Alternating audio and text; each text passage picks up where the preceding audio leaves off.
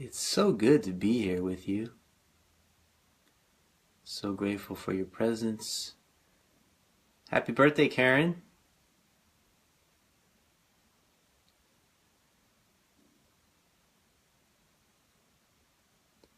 When you enter, please share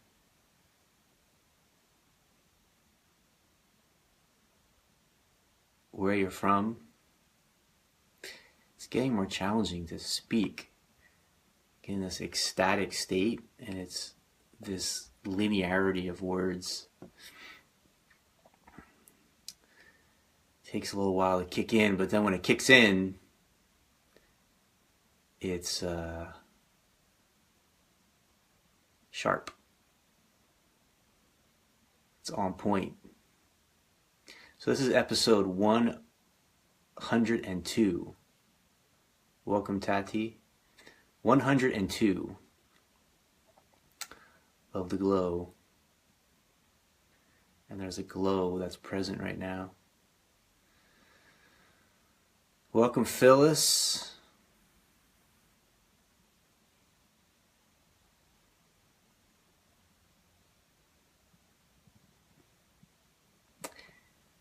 So there's a love that transcends thought, that transcends belief, that transcends form, that transcends ideology.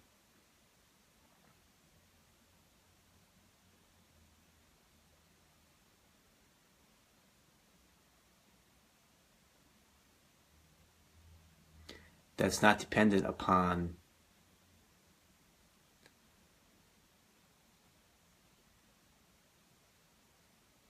the ever-changing circumstances. It's not dependent upon the actions of another, the words of another, the thoughts or feelings of another. There's a love that's absolute and unconditional. And is recognized as the essence of who and what we truly are. Sweden. So many amazing human beings from Sweden. Welcome, Jessica. Welcome, Heather. Yeah, it's been a little while. I don't think I've done one of these in maybe like a week or so. They just happen when they happen. And when they don't happen, they're not happening. You know what I mean? When they don't happen, they're not happening. And when they happen, they're happening. And right now, we're happening. Right now, it's all happening. And I'm so glad that we're happening together. I'm so glad this is happening. You're happening, I'm happening. What's happening? What's happening is there's this love that's transcendent. You know, it's not of the mind. And when you're in this love that transcends the mind, it's like this ecstasy that's like untouchable, that's unshakable.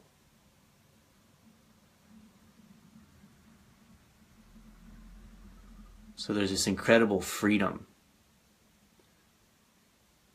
Love and freedom become recognized as one and the same.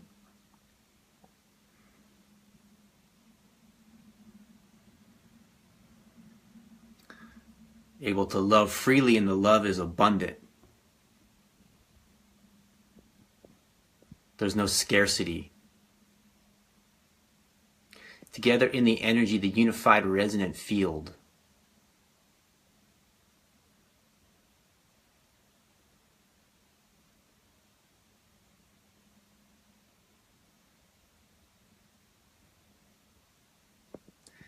It's this immense joy of being.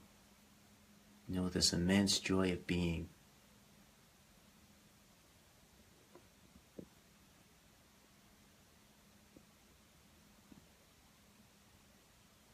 So when we're in this space of realization in the space of grounded in the absolute truth of who and what we truly are,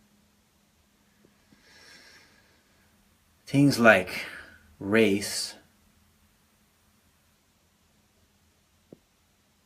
are seen for what they truly are, which is a, how shall I put this?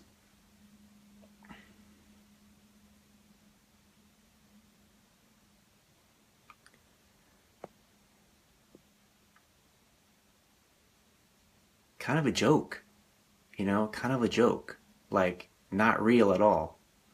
Total illusion. It's a social construct that was created that has no basis in spiritual truth or scientific truth at all. You know, completely unreal. And yet has consequences for people, because something that's unreal is being made to be real as a social construction. So these terms like black people, white people, like I personally have never seen a white person in my entire life. Like you see like this thing right here, like that's the color white. Have you ever seen what it looks like that? Casper the Friendly Ghost, maybe? And then this would be black. You ever seen what it looks like that? I personally haven't. So what we actually have is all these beautiful shades of the rainbow, you know, and all different people of all different beautiful colors and sizes and shapes. And we have this mental construct that creates this line. You know, the line is illusion, and the line creates division, and you choose your team, you choose your side, and you know, all the madness and suffering comes from this loss of realizing who and what we really are. So if you travel the world and you go from where our friend Jessica is, let's say Sweden or places in the far north, and you travel south down to the equator, what you find is this gradual shifting of color and hair texture and all these beautiful different shades of human beings. You know, there's no dividing line, there's no division of like separate. It's like one human family. One family. This is science and spirituality. You know, that we're one human family, emitting from the same source, expanding out, traveling the world through many, many different generations into different climates. And as we travel these different climates, we adapt to the climates, to the circumstances around us, adapt different features, all beautiful in their own way.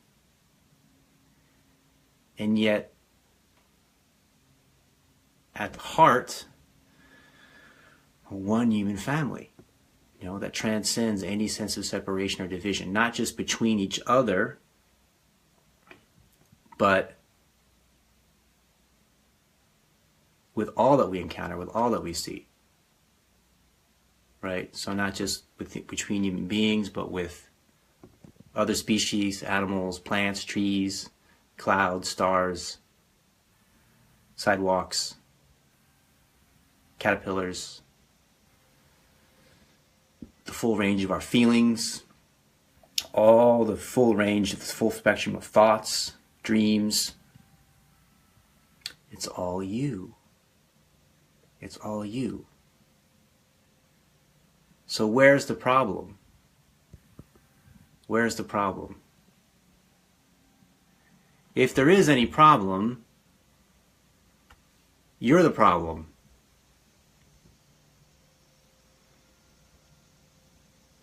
I would question if there even is any problem, but if there is a problem, you're the problem because you are part of the one consciousness. So if there's a problem, then it's your responsibility to change it. If there's a problem. So we recognize that everything that we're seeing is a reflection of the one. And everything else is a mental construction of division and separation. You don't have to be that intelligent to see this. It's pretty clear and it's pretty obvious. So this idea that there's these different races and the races are, the word race is grounded in the foundation that we are competing with each other for resources. So there's this race, there's this race, there's this race, and we're competing each other. We're in competition for resources. So you have the white race, the black race, the red race, the yellow race, and we're competing for resources together. Is this the kind of world that we want to live in? Is this the kind of social construction that we want to live in? Is this what's real? Is this what's true?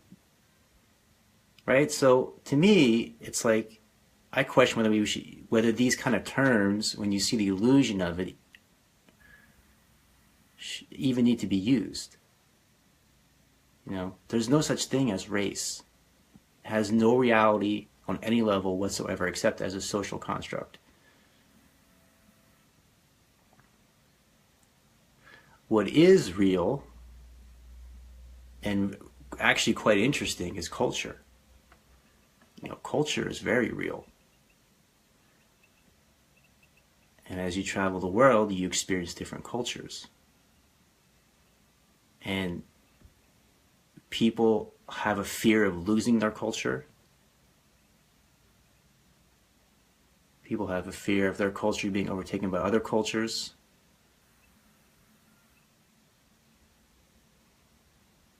Some people might prefer one culture over another culture.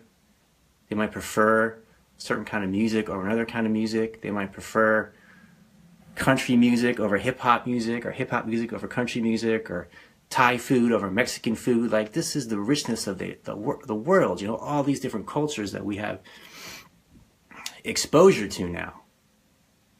So that's a real conversation. The race thing is nonsense. There's no legitimacy whatsoever. Culture is real, you know, and culture is an interesting conversation to have and to explore. As we've evolved through the evolution of consciousness as human beings, culture evolves.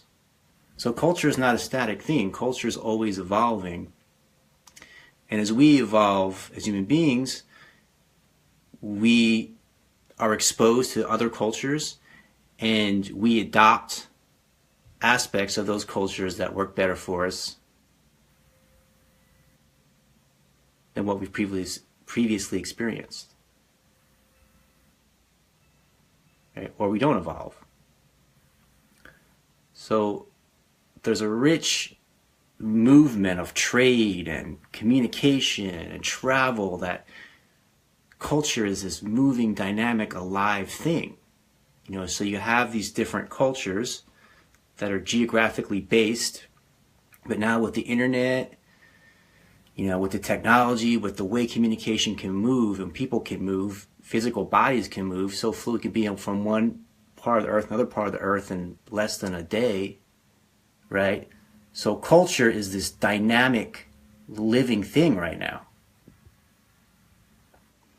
You know, it's so fascinating for me when I was in India to go to India and you see all these Westerners in India and they're wearing all the local indigenous Indian garb, you know, which really is the same as what could be considered hippie fashion. You know, hippie fashion came from India and Nepal. You know, when you go to India and Nepal, you see, oh, they're just wearing like Nepalese clothing and Indian clothing, right? So You see these Westerners and they're wearing the indigenous, the traditional Indian and Nepalese clothing. And then you see the Indians and they're all wearing like t-shirts and blue jeans with English slogans on and baseball caps and sunglasses. So everybody's interested in what they don't have, or the perception of what they don't have. So culture moves, you know? The Westerners are interested in delving more into the inner world, going within, the ground of being. India is getting more interested in the external, the material, and improving things on that level, on the external level. So it's all beautiful. It's all beautiful. It's an exchange of ideas. It's an exchange of discoveries. It's an exchange of new ways of looking at things, new perspectives.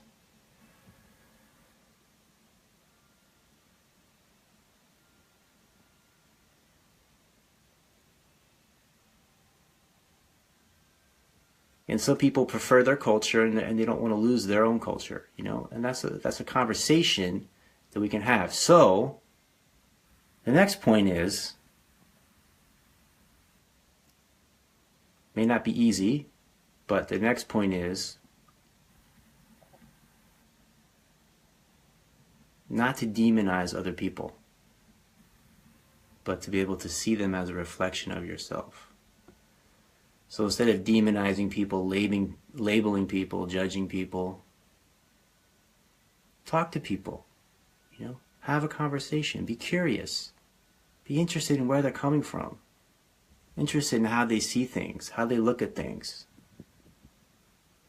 There's something really beautiful about a value in this country, the United States of America, that I really appreciate. I've been very critical of this culture, if we can even call it a culture, on multiple occasions, and I'll continue to be critical of this culture in different ways as it continues to evolve, because I see the potential that's here. But what's beautiful is the freedom of speech to do that, the freedom to be able to communicate what's true inside yourself and express it, you know, and to allow other peoples to have their own perspectives and their own ways of looking at things and their own ways of seeing things, and that for them to have the freedom of speech to communicate that. And when we can communicate openly and freely and have people share different perspectives that are different than our own, and we can be able to listen, we all grow and learn and expand together. So even if someone's perspective is like really different, maybe even racist,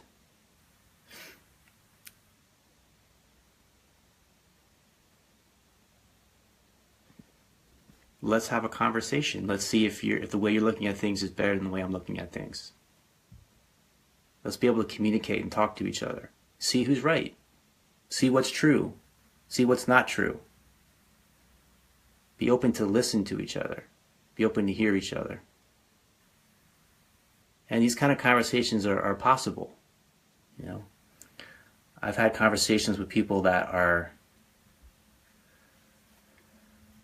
from very different walks of life, you know, very different ways of seeing things. And when we can sit and be present and listen to each other and hear each other, there's an opening that's possible. It's not possible when there's a lot of charge, you know? But when you recognize that everyone is just a reflection of you, everyone, their perspective, their fears, their anxieties, their worries, their stress, they're just a reflection of you, not as a mental concept, not as an ideological concept, but as a living truth.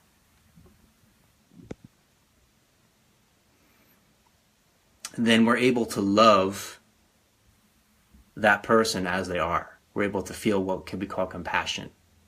We're able to have compassion for whoever is arising in our field as they are. And love for that person as they are, as a reflection of that aspect of ourselves.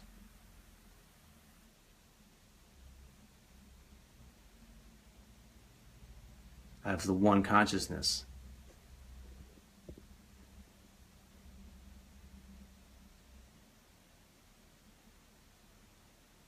So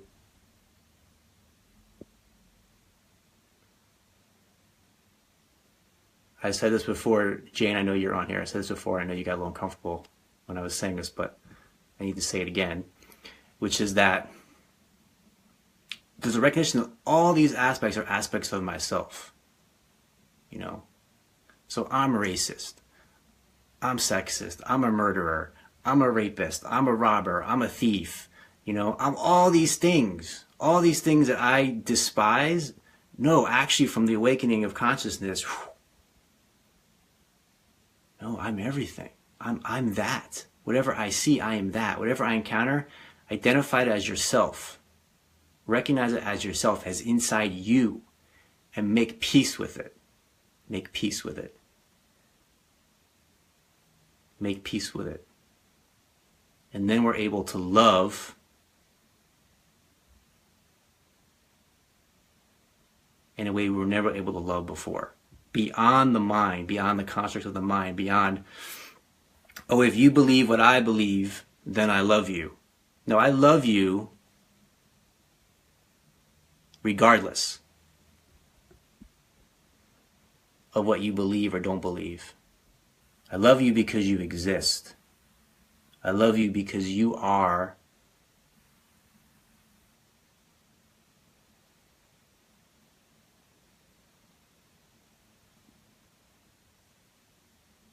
me.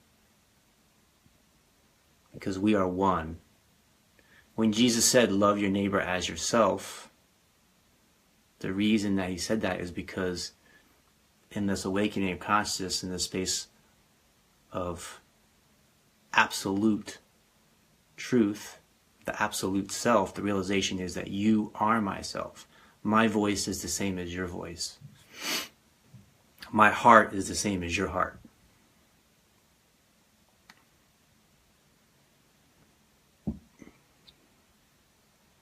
So love is just the natural state of being. It's not something you have to work toward. It's not something you have to put effort into. It's not something you have to follow some kind of commandments or some sort of rules or laws or accept somebody as your savior or be a part of the right group or be a part of the right church or go to the right mosque or go to the right synagogue or be in the right political party or, you know, be in the right neighborhood or have the right kind of spiritual clothing. It's just the essence of who you are. It's the essence of who you are, and it radiates all around you. You know, it's the essence of all that is. It's the essence of all that is.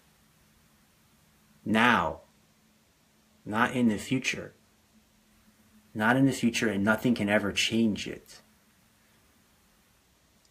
The infinite, unchanging essence.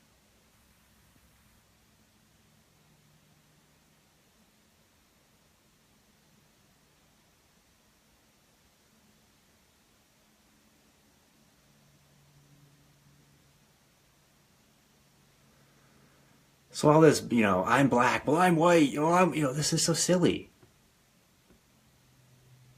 You're getting attached and identified to total illusionary constructs.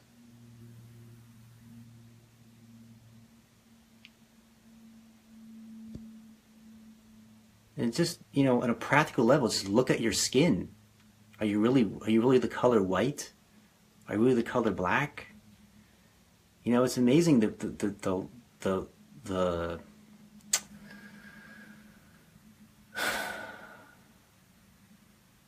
when you look closely and deeply and you're really present, what's true and what the beliefs are, what the ideas are, what the motivations are.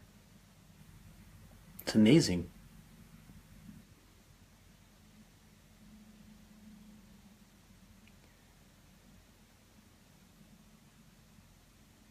So I wanted to follow up with Grandma Mary.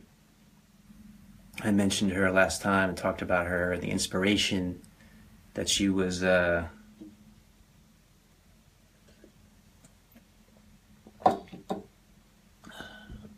I felt from her. So she left her body a couple days ago, and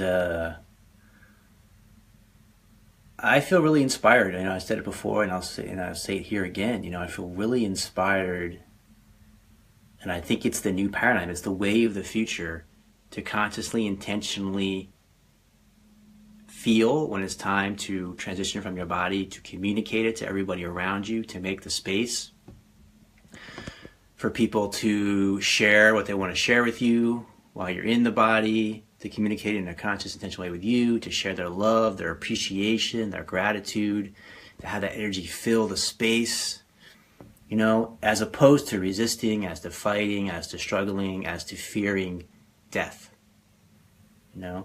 Death is not to be feared. And death is not something that needs to be considered a bad thing. It doesn't really make any sense. Why would death be a bad thing any more than being born would be a bad thing? They're two sides of the same coin, and every moment is a birth. Every moment is a death. When you really give yourself wholly, fully, complete with every cell of your being to this moment, and you totally, fully let go, it's a death. It's like dying, and being reborn. Each moment, each moment, each moment, each moment, each moment, each moment, each moment is a complete death and a complete rebirth. And so what I saw in her was this sense of struggling and suffering and struggling and suffering for years. And then something happened, some miracle happened, where there's just this sense of, I'm going to let go. I'm going to let go. I'm going to let go completely. And when that happened, when she let go completely, there was this radiance, this glow, and it was like this enlightened being for the last, week of her life. This enlightened being, incredible words of wisdom coming through her, totally at peace, in a space of love, openness, connection, just from letting go, So the lesson that I got from her, and my lesson to you, is from her, through me, to you. Why not let go? Why not let go now? Why wait until your body is near its final days, in this incarnation? Let go now. Just fully, completely let go. That's the inspiration that I drew from that experience with her.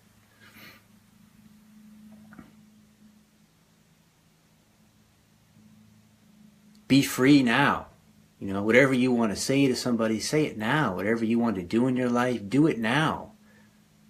Whatever you wanted to accomplish it now.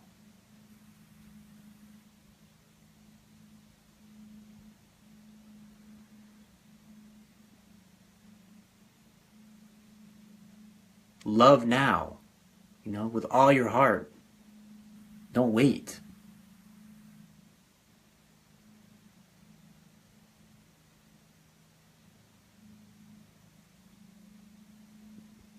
And there was this realization, the morning when I got the news,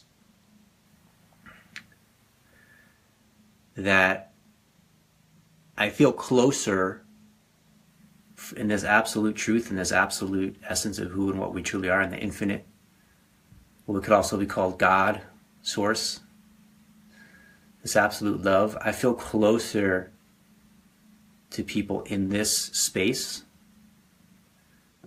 than actually talking to people and being in physical presence with them. And that's a profound realization, because then it doesn't matter if someone's really alive or dead, or here or down the street or around the world, there's this space where you've never ever even been separated. It's so close that there's no separation whatsoever, and we're always in that space, and we're all together in this space now. And the more we rest in this essence,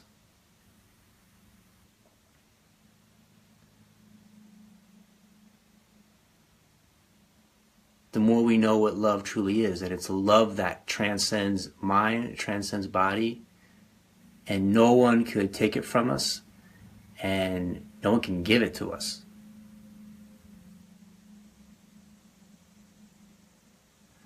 So to be in this absolute love, and then to express that in the world of form, in our relationships, with people that have bodies and minds and hearts and dreams and desires that are a reflection of the one light which we are. That's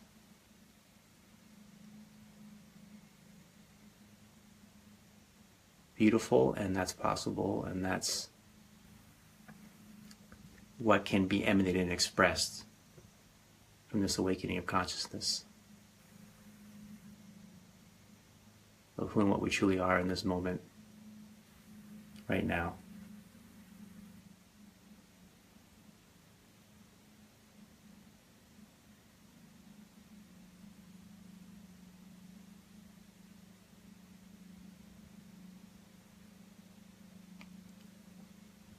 Thank you all so much for being here.